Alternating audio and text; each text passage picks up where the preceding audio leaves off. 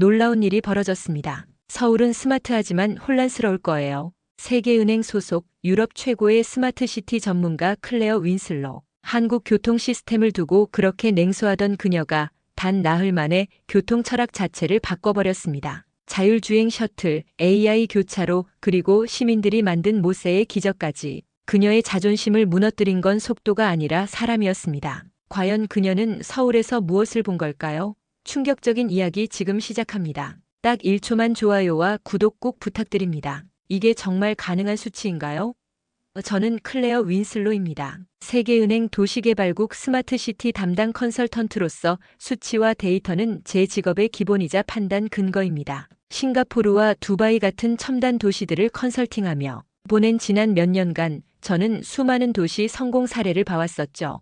하지만 이번 한국의 데이터는 단순히 좋다를 넘어서는 수준이었죠. 교통 분야에서 독일과 일본, 심지어 스위스보다 앞서 세계 1위로 평가된 보고서를 검토하며 의심이 들었고, 마이클 부국장은 직접 현장을 평가해보라며 서울 출장을 지시했다. 국토교통부 스마트교통 실무 책임자인 정하영 박사가 현지에서 안내할 것이라는 설명을 들었어요. 런던 출신으로 파리에서 도시정책 석사를 마친 내 시각으로는 한국이 완벽한 교통 시스템을 갖추었다는 보고서가 믿기지 않았어요. 회의가 끝난 후 사무실로 돌아오는 길에 워싱턴 DC의 교통체증을 바라보니 자동차들이 거의 움직이지 않는 도로 위에서 운전자들의 초조한 표정이 역력했어요. 이런 광경은 런던, 파리, 심지어 첨단 도시 싱가포르에서도 흔한 일상이었죠. 한국이 정말 이런 문제를 해결했을까 하는 의구심이 들었습니다. 노트북을 열고 서울에 대한 정보를 찾아보기 시작했어요. 1,000만 인구의 거대 도시, 분주한 도시 생활이 펼쳐지는 서울이 어떻게 교통 문제를 해결했을지 상상하기 어려웠어요. 아마도 보고서는 몇몇 시범 구역의 결과를 전체 도시처럼 확대 해석한 것이라는 생각이 들었죠. 호텔로 돌아와 짐을 꾸리면서 내 판단이 얼마나 객관적일 수 있을지 고민했어요. 서구 도시들을 기준으로 아시아 도시를 평가하는 건 공정하지 않을 수 있다는 생각도 들었죠. 하지만 데이터는 거짓말을 하지 않죠. 세계 1위라는 평가가 과연 실체가 있는지 확인해야 했어요.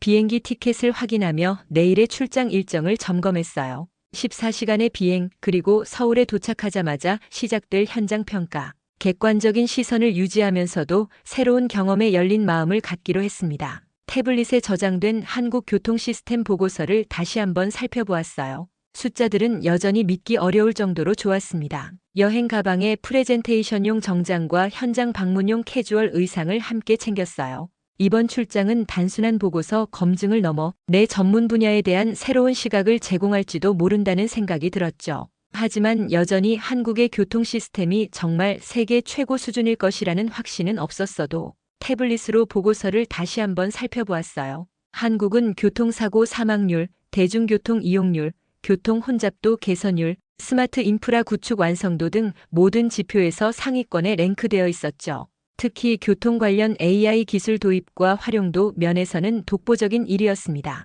다른 선진국들과 비교해도 압도적인 수치였다죠. 회의 중에 나왔던 마이클 부국장의 말이 떠올랐어요. 세계은행이 이런 평가를 내리는 것은 매우 이례적인 일입니다. 우리는 항상 균형 잡힌 시각을 유지하려고 노력하니까요. 그의 말대로라면 한국의 시스템은 정말 특별한 것인지도 모르는 생각이 들었습니다. 하지만 데이터 전문가로서 나는 항상 직접 눈으로 확인하기 전까지는 결론을 내리지 않는 것이 원칙이었죠.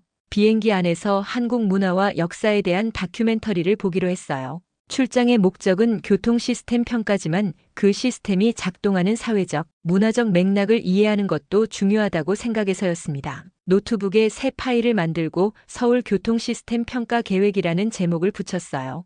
기술적 효율성, 사용자 경험, 접근성, 안전성, 지속 가능성, 그리고 스마트 기술 통합이라는 6가지 카테고리로 평가 항목을 나누었어요. 특히 자율주행 기술과 실시간 데이터 활용에 관심이 있었죠. 두바이와 싱가포르에서도 이러한 기술을 도입하려는 시도가 있었지만 실제 도시 전체에 통합된 사례는 아직 보지 못했죠. 만약 한국이 이를 성공적으로 구현했다면 그것은 정말 혁신적인 사례가 될 것이 틀림없었어요. 내일부터 시작될 서울에서의 경험이 과연 어떤 의미를 가져다 줄지 기대와 의구심이 교차했습니다. 인천공항에 도착해 탑승구를 빠져나와 입국 절차를 마치는 동안 한국의 첫인상을 관찰했습니다.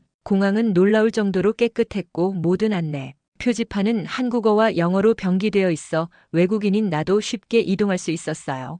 입국장을 나오자 클레어 윈슬로라고 쓰인 팻말을 든 젊은 남성이 보였습니다. 정하영 박사였어요. 윈슬로 박사님 환영합니다. 오랜 비행 많이 피곤하셨죠? 이쪽으로 오시면 셔틀이 대기하고 있습니다. 정하영 박사의 안내를 따라 공항 외부로 나가자 유리문이 자동으로 열렸고 그곳에 세워진 차량을 보는 순간 나는 발걸음을 멈췄습니다. 운전석이 없는 셔틀버스였어요. 완전 자율주행 차량이 실제로 운행되고 있었어요. 저건 자율주행 차량인가요?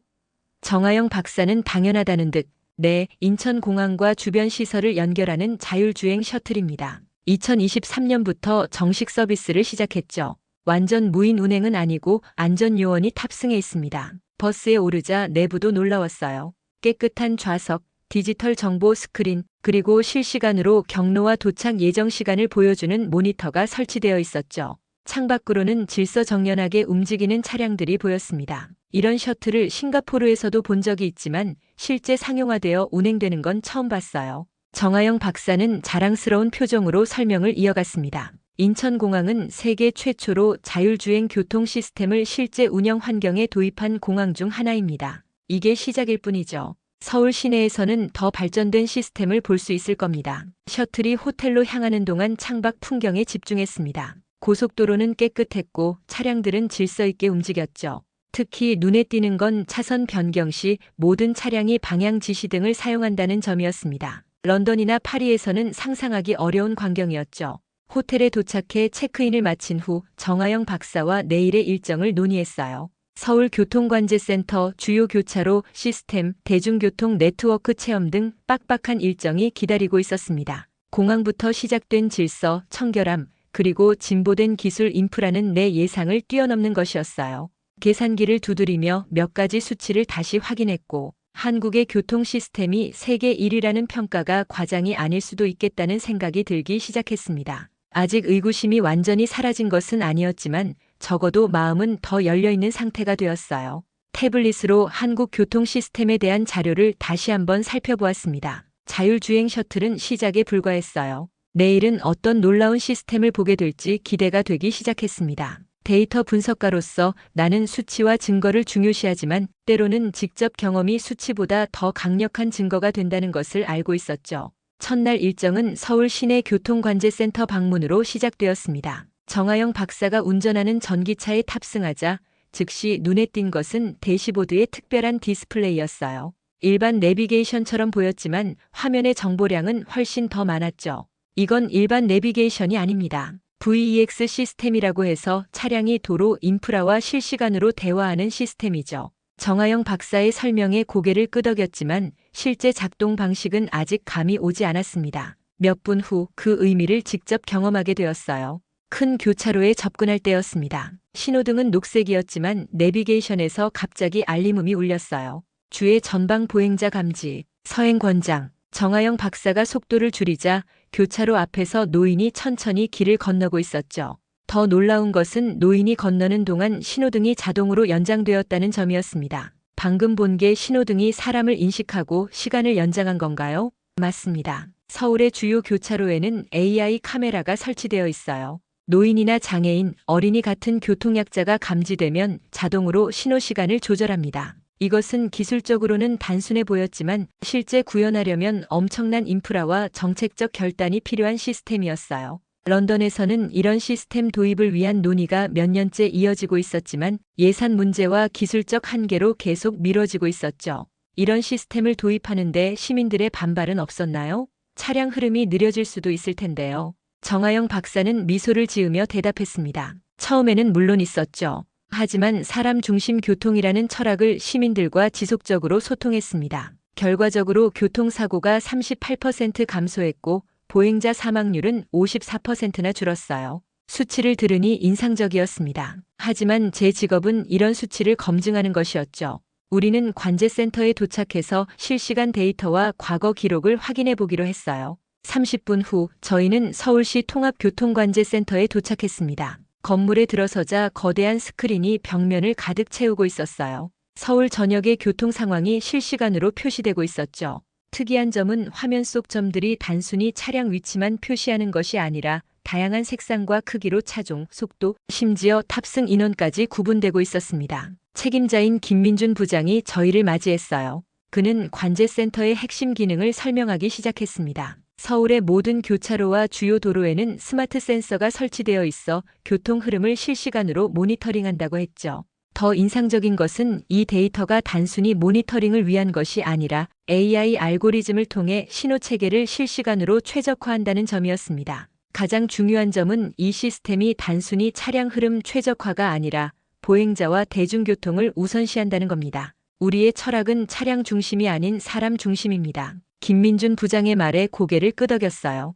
이것은 기술의 문제가 아니라 정책의 철학이었죠. 런던이나 파리에서도 비슷한 기술을 보유하고 있지만 그것을 어떻게 활용하느냐는 전혀 다른 문제였습니다. 관제센터의 한쪽에는 긴급 상황 대응팀이 있었어요. 사고나 재난 상황 발생 시 이들은 즉시 교통 흐름을 재조정하고 응급 차량을 위한 최적 경로를 개방한다고 했습니다. 실제 모의 상황을 시연해 보였는데 응급차가 출발지에서 목적지까지 도달하는 시간이 일반적인 대도시보다 43% 빠르다는 결과가 나왔죠. 센터 투어를 마치고 밖으로 나왔을 때 제 머릿속은 복잡한 생각으로 가득했습니다. 이것은 단순한 기술 시연이 아닌 도시가 어떤 가치를 중심에 두고 발전해 나가느냐에 대한 철학적 질문이었죠. 기술력 자체는 다른 선진국들과 큰 차이가 없을 수 있어요. 하지만 그 기술을 어떻게 사용하느냐는 완전히 달랐죠. 서울의 시스템은 효율만이 아닌 배려에 중점을 두고 있었습니다. 데이터 분석가로서 저는 효율성을 중시하지만 오늘 본 것들은 효율과 인간성이 공존할 수 있다는 것을 보여주었어요. 관제센터 견학 후 서울 강남의 번화가로 향했습니다. 저녁이 가까워지면서 거리는 사람들로 북적이기 시작했어요. 정하영 박사는 특별히 이 시간대에 이곳을 방문하자고 제안했죠. 그 이유는 곧 눈앞에 펼쳐졌습니다. 횡단보도 앞에 서자 바닥에 밝은 LED 조명이 줄을 지어 빛나고 있었습니다. 스마트폰만 보며 걷는 보행자들을 위한 특별한 신호등이었어요. 보행 신호가 바뀌자 바닥의 불빛도 색이 변했고 스마트폰에 몰입해 있던 사람들도 이 변화를 눈치채고 멈추었습니다. 이 바닥 신호등은 2021년부터 서울 전역의 주요 횡단보도에 설치되었다고 정하영 박사가 설명했어요. 스몬비라 불리는 보행자 사고를 획기적으로 줄였다고 했죠. 실제로 도입 이후 횡단보도 사고율이 34% 감소했다는 통계가 있었습니다. 횡단보도를 건너며 또 다른 특징을 발견했습니다. 신호등에는 카운트다운이 표시되어 있었고 음성 안내도 함께 나왔어요. 더 특별한 것은 노인이나 장애인이 교통카드를 태그하면 신호시간이 자동으로 연장된다는 점이었죠. 이건 실버 신호등이라고 부릅니다. 노약자나 장애인분들의 교통카드를 인식해 횡단 시간을 연장해주는 시스템이에요. 스마트폰에 집중하는 젊은이부터 천천히 걷는 노인까지 다양한 보행자의 특성을 고려한 시스템이 눈앞에 펼쳐져 있었습니다. 이런 시스템은 런던에서도 일부 구역의 파일럿 프로젝트로 논의되고 있었지만 아직 전체 도시에 구현되지는 않았어요. 다음으로 방문한 곳은 스쿨존이었습니다. 학교 앞 도로에는 지능형 속도 제한 장치가 설치되어 있었어요. 카메라가 차량을 감지하면 자동으로 디지털 속도 표지판이 작동했고 과속 차량에는 즉시 경고 메시지와 함께 속도 정보가 표시되었죠. 더 놀라운 것은 아이들의 학교 시간에 맞춰 자동으로 속도 제한이 더 낮아진다는 것이었습니다. 우리는 이런 시스템을 스마트 케어라고 부릅니다. 기술이 단순히 효율을 높이는 것이 아니라 보호받아야 할 대상을 감지하고 그들을 위한 환경을 만드는 거죠. 정하영 박사의 말에 깊은 공감이 느껴졌어요. 제가 지금까지 경험한 스마트 시티들은 대부분 효율성과 속도에 중점을 두고 있었습니다. 하지만 서울은 다른 방향으로 진화하고 있었죠. 저녁이 깊어가는 시간, 서울 도심의 한 카페에 앉아 정하영 박사와 철학적인 대화를 나누었습니다. 그는 한국의 교통 시스템이 지향하는 철학에 대해 이야기했어요. 기술은 보호받아야 할 대상을 먼저 봐야 합니다. 우리가 만드는 모든 시스템은 가장 약한 사람들을 위한 것이어야 하죠. 빠른 차량보다 천천히 걷는 노인이 우선입니다. 이 말을 듣는 순간 제 생각의 틀이 흔들리는 것을 느꼈습니다. 지금까지 세계 각국의 스마트시티 프로젝트를 컨설팅하면서 저는 항상 최적화와 효율성을 중심에 두었어요. 교통체증 해소, 연료 절감, 이동시간 단축, 이런 목표들이 우선이었죠. 하지만 서울은 그 가치 체계 자체가 달랐습니다. 효율성도 중요하지만 그것보다 먼저 오는 가치가 있었어요. 바로 배려였죠. 도시 시스템이 사람을 배려하는 방식이 기술에 녹아들어 있었습니다. 카페 창밖으로 바닥 LED 신호등을 따라 안전하게 길을 건너는 사람들을 바라보았어요.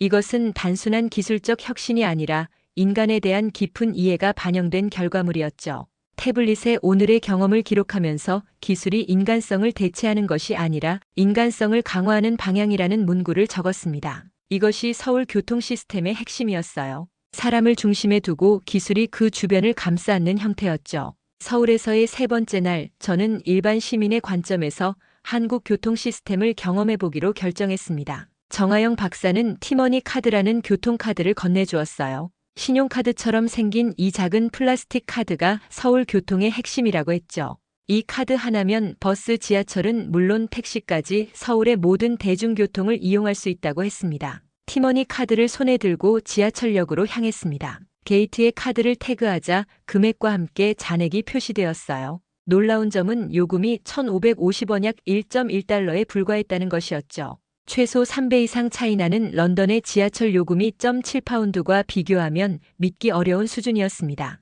지하철에 탑승하니 차량 내부의 디지털 스크린에 실시간 도착 정보와 환승 안내가 표시되고 있었어요.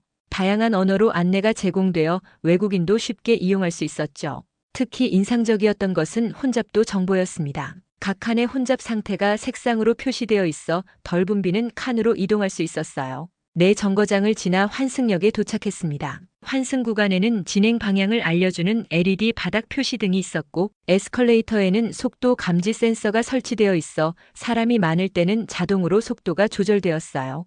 이런 세심한 배려가 곳곳에 녹아 있었죠. 버스로 갈아타기 위해 지하철역을 빠져나왔습니다. 게이트에서 다시 카드를 태그했지만 추가 요금은 발생하지 않았어요. 정하영 박사는 환승 시스템을 설명했습니다. 서울의 대중교통은 통합요금제를 사용합니다. 30분 이내 환승이면 추가 요금이 없고 최종 목적지까지의 총 거리에 따라 요금이 계산돼요.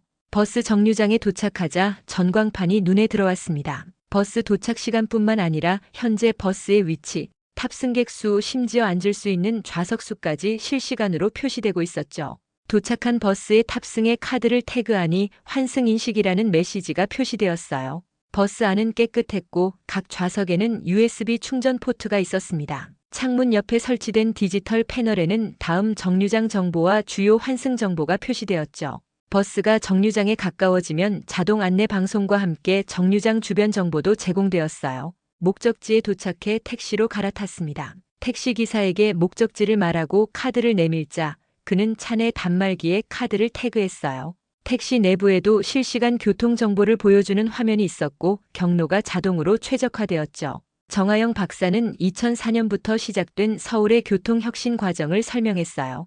처음에는 단순한 교통카드였지만 점차 다양한 기능이 통합되었고 시민들의 피드백을 반영해 지속적으로 개선되었다고 했습니다. 특히 인상적이었던 것은 시민 참여형 개선 시스템이었죠. 시민들이 앱을 통해 불편사항이나 개선점을 제안하면 AI가 이를 분석해 우선순위를 정하고 개선 작업에 반영합니다. 지난해에만 7,800건의 시민 제안이 실제 시스템에 반영되었어요. 하루 종일 서울의 대중교통을 경험하며 가장 인상적이었던 것은 시스템의 유기적 연결성이었습니다. 이것은 단순한 교통수단의 집합이 아니라 하나의 통합된 네트워크였어요. 저녁 호텔로 돌아오는 길에 정하영 박사가 놀라운 통계를 공유했습니다. 서울 시민의 70%가 대중교통을 자발적으로 이용한다는 것이었어요. 런던이나 파리, 뉴욕 같은 대도시들이 50% 내외인 것을 생각하면 매우 높은 수치였습니다. 호텔 로비에서 정하영 박사와 헤어지며 티머니 카드를 돌려주려 했어요.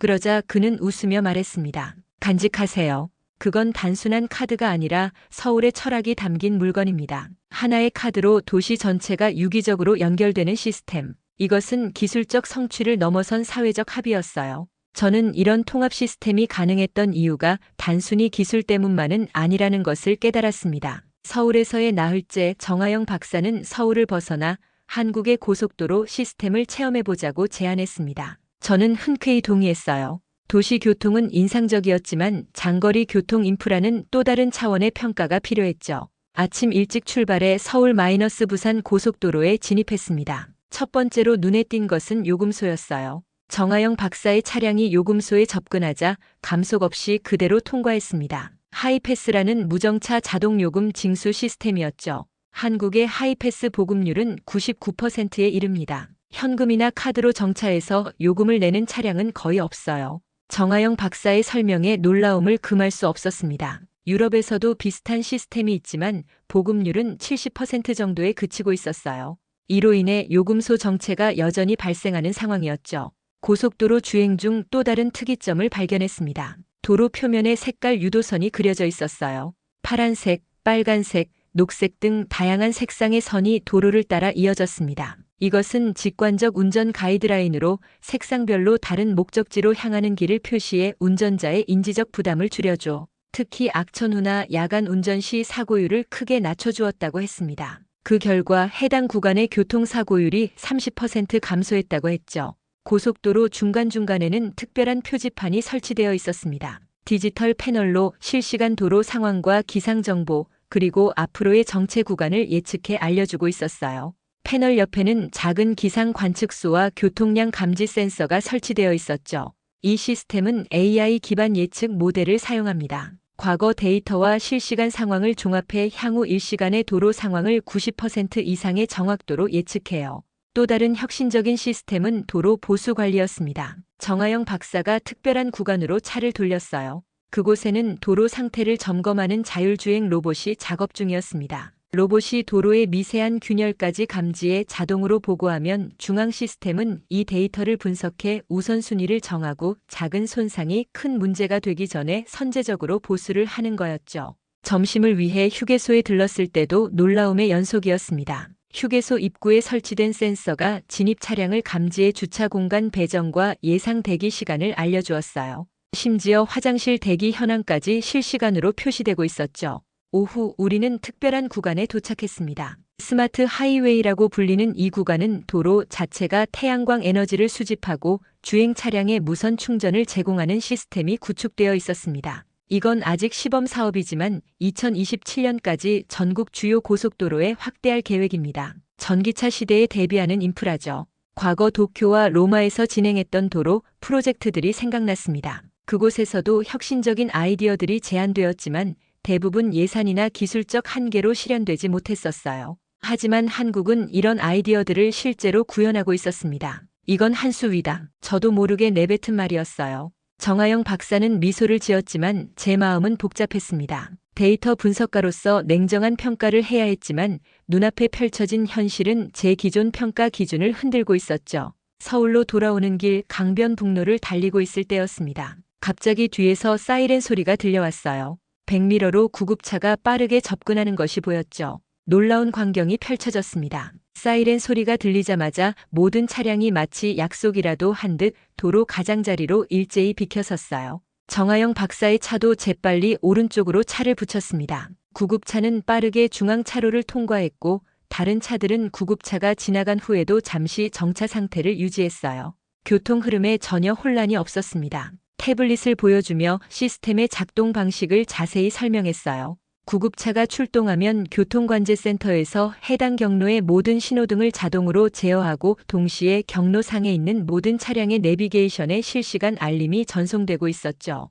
응급 상황이 발생하면 119 신고와 동시에 자동으로 최적 경로가 계산됩니다. 그 경로에 있는 모든 신호등이 구급차에 맞춰 조정되죠. 가장 중요한 것은 골든타임이니까요. 이 시스템 덕분에 응급 환자의 병원 도착 시간이 평균 7분 단축되었습니다. 7분이라는 시간은 생명과 직결된 문제였습니다. 그리고 이것은 단순한 기술의 문제가 아니라 사회적 합의의 결과였어요. 시민들이 자발적으로 협조하지 않으면 불가능한 시스템이었죠. 잠시 후 우리는 실제 사고 현장 근처를 지나가게 되었습니다. 경찰차와 소방차가 이미 도착해 있었고 주변 도로가 일시적으로 통제되고 있었어요. 정하영 박사의 내비게이션에도 메시지가 표시되었습니다. 전방 200m 사고 발생, 우회 경로 안내, 그리고 자동으로 최적 우회 경로가 계산되어 표시되었어요. 이 시스템은 인공지능이 교통 흐름을 예측해 최적의 우회로를 찾아냅니다. 덕분에 사고 발생 시에도 심각한 정체는 거의 발생하지 않죠.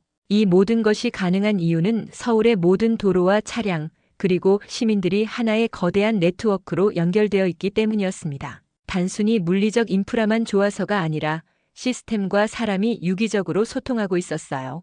우회로를 따라 주행하던 중 우리는 서울시 재난안전상황실에 도착했어요. 이곳은 교통만이 아니라 도시 전체의 안전을 관리하는 곳이었습니다. 상황실 내부에 들어서자 화면들이 벽면을 가득 채우고 있었습니다. 서울 전역의 교통, 재난, 날씨, 화재 등의 정보가 실시간으로 표시되고 있었어요. 각 상황별 대응 프로토콜이 자동으로 가동되고 있었죠. 이곳은 도시의 신경망과 같은 곳입니다. 모든 긴급 상황에 즉각적으로 대응하죠. 특히 골든타임이 중요한 의료 응급 상황에는 최우선 순위를 둡니다. 서울시 재난안전상황실의 김주영 과장이 설명했습니다. 지난해 심정지 환자의 생존율이 12% 상승했습니다. 이는 응급차 도착 시간 단축과 시민들의 협조 덕분이에요.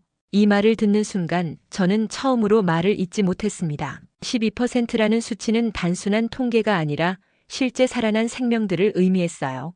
이건 시민과 기술이 함께 움직이는 기적이다. 라는 말이 저도 모르게 나왔죠. 상황실을 나와 차에 탑승했을 때 정하영 박사가 말했습니다. 우리에게 가장 중요한 건 수치가 아니라 그 뒤에 있는 사람들입니다. 도시 시스템의 궁극적 목표는 생명을 지키는 것이죠. 저녁 호텔로 돌아오는 길에 옆 차선에서 다시 사이렌 소리가 들렸습니다. 이번에는 경찰차였어요. 다시 한번 모든 차량이 질서 있게 길을 비켜주는 모습을 보며 이것이 단순한 법규 준수가 아닌 시민 의식의 결과임을 깨달았습니다. 세계은행으로 돌아오는 비행기 안에서 지난 일주일간의 경험을 정리했습니다. 태블릿에 담긴 수백 장의 사진, 수십 개의 영상, 그리고 방대한 데이터들. 이 모든 것을 어떻게 동료들에게 전달할지 고민했어요. 단순한 기술 보고서로는 한국 교통 시스템의 본질을 담아내기 어려울 것 같았습니다. 워싱턴 DC 사무실로 복귀한 첫날, 대회의실에는 부서원들이 모두 모여 있었어요. 마이클 부국장이 직접 프레젠테이션을 주관했죠.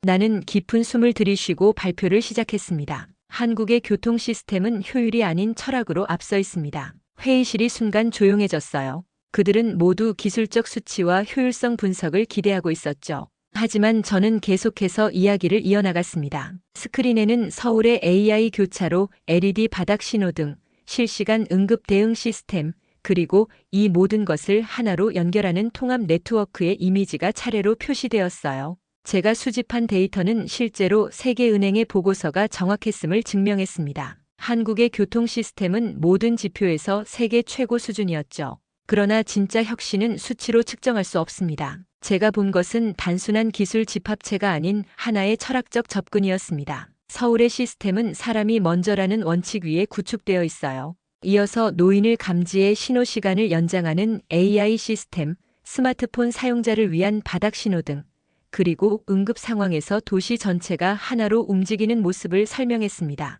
제 발표는 기술적 분석을 넘어 도시가 시민을 배려하는 방식에 초점을 맞췄어요. 서울은 기술을 통해 효율성을 높이는 것이 아니라 배려와 포용을 실현하고 있습니다. 그리고 놀랍게도 이러한 접근이 결과적으로 더 높은 효율을 가져왔어요. 예상대로 질문이 쏟아졌습니다. 기술적 구현 방법, 예산 규모, 시민 참여도, 그리고 다른 도시의 적용 가능성까지. 저는 모든 질문에 데이터를 기반으로 답변했지만 가장 중요한 메시지를 잊지 않으려 노력했어요. 우리가 한국에서 배워야 할 것은 특정 기술이 아니라 도시 개발의 중심에 인간을 두는 접근 방식입니다. 기술은 도구일 뿐 목적이 아니에요. 프레젠테이션이 끝나고 동료들이 하나둘 자리를 떠날 때 젊은 분석가 한 명이 저에게 다가왔습니다. 그녀는 최근에 입사한 엘리자베스였어요. 클레어, 정말 인상적인 발표였어요. 한 가지 궁금한 게 있는데, 그렇게까지 한국이 좋았나요? 보고서의 수치만큼 실제로 뛰어난가요? 이 질문에 어떻게 대답해야 할지 잠시 생각했습니다. 저는 평소 냉정하고 객관적인 분석가로 알려져 있었어요. 감정보다는 수치를 중시하는 사람이었죠. 하지만 이번 경험은 제 관점 자체를 변화시켰습니다. 가방에서 티머니 카드를 꺼내 엘리자베스에게 보여주었어요. 정하영 박사가 선물로 준 그 카드였습니다. 이건 내가 현장에서 받은 교훈이야. 빠름보다 깊은 배려가 미래를 만든다는. 카드를 다시 가방에 넣으며 계속 말했습니다. 엘리자베스, 나는 한국에서 내 직업을 다시 배웠어. 우리가 스마트 시티라고 부르는 것들은 대부분 기술의 집합체에 불과해. 하지만 서울은 달랐어. 그곳은 내가 상상하던 스마트 시티보다 훨씬 앞서 있었지. 사무실로 돌아와 서류를 정리하면서 한국에서의 경험이 앞으로의 프로젝트에 어떤 영향을 미칠지 생각했습니다. 더 이상 단순히 교통 흐름 최적화나 연료 효율성만을 중심에 두지 않을 것이에요. 이제 모든 프로젝트에서 누가 이 시스템의 혜택을 받는가라는 질문을 먼저 던질 것입니다. 창밖으로 워싱턴 DC의 교통 체증이 보였습니다. 여전히 많은 도시들이 풀지 못한 문제죠. 하지만 이제 저는 해결책이 단순히 더 많은 도로나 더 빠른 차량이 아니라는 것을 알았어요. 진정한 해결책은 도시가 사람을 어떻게 배려하느냐에 있었습니다. 책상 위에 한국에서 가져온 모든 자료를 펼쳐놓고 세계은행의 새로운 스마트시티 가이드라인 초안을 작성하기 시작했습니다. 첫 문장은 이렇게 시작되었어요. 한국은 빠른 나라가 아니라 다정한 나라였다. 오늘의 이야기는 여기까지입니다. 세계가 부러워하는 한국의 교통 시스템이 자랑스럽지 않으신가요? 여러분의 외국과 비교해 편리했던 교통 경험도 댓글로 공유해 주세요. 오늘도 끝까지 함께 해주셔서 감사합니다. 재미있게 보셨다면 구독과 좋아요로 응원해 주세요. 다음에도 따뜻한 이야기로 찾아오겠습니다. 감사합니다.